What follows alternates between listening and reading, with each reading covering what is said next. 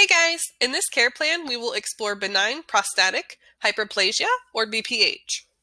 So in this BPH care plan, we will talk about the desired outcome, the subjective and objective data, along with the nursing interventions and rationales. So BPH is a common condition in men. This is encountered in the aging cycle of men that causes the enlargement of the prostate gland that surrounds the urethra. This causes pressure on that urethra, causing difficulty urinating, frequency, and a weak urine stream. So this can be caused by hormonal imbalances of androgen and estrogen. This is what's believed to be responsible for that growth of the prostate gland. Our desired outcome is we want to alleviate the urinary symptoms. We want to restore normal urinary function and prevent complications. So let's take a look at our care plan for BPH. So let's draw a prostate gland here, and this is our urethra, and then up here would be our bladder. So remember this prostate is pushing against that urethra, so that's narrowing that passageway, making it more difficult for urine to get through. So we're going to have more urine sitting in the bladder. So this patient might feel some frequency or urgency because the bladder still got urine in it, right? But it's difficult to urinate because of that pressure pushing up against the urethra. They're going to notice a weak stream and probably some dribbling after they void. This is the opening here. They might even experience some incontinence. This can be really frustrating because they feel like they have to pee all the time, and each time they pee, it's small amounts. Now let's take a look at the objective data. So the patient will have elevated PSA levels. This stands for prostate-specific antigen. So PSA is actually normally produced by this prostate gland. But when levels are higher than normal, the patient may have BPH or even prostate cancer. An enlarged prostate will be felt by exam or seen in an ultrasound. Placing a catheter in a man that has BPH is super hard, as you can imagine. If we're trying to push this catheter through, but it's very, very narrow here, it's going to be very difficult to get through. Now let's take a look at our nursing interventions for BPH.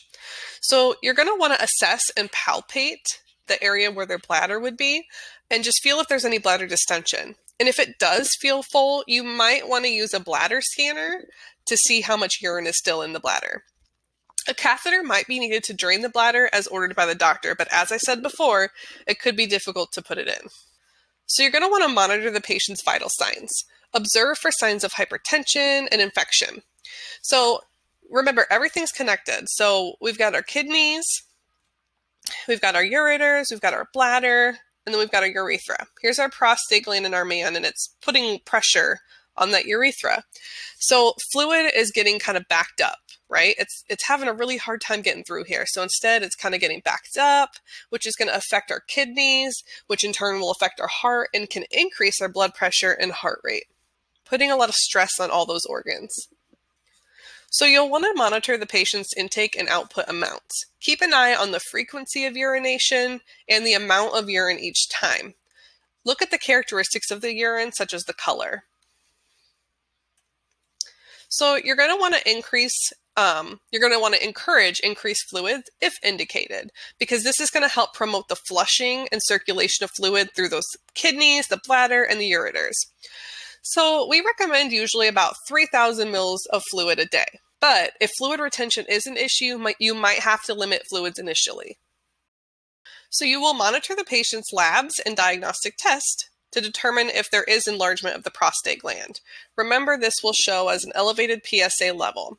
The doctor might also want to perform a digital rectal exam, and this is performed by putting a gloved finger into the rectum to palpate the prostate and assess for abnormalities in the size and shape of the prostate gland. So you will administer medications to the patient and educate the patient on the proper use.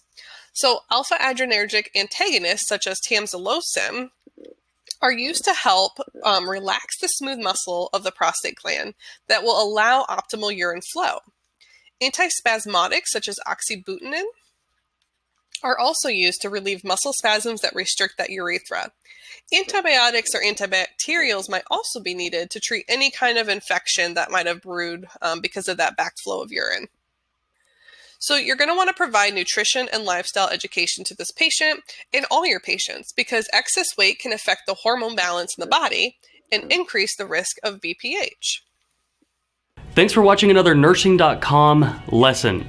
Click the link below in the description to watch thousands more lessons over on nursing.com.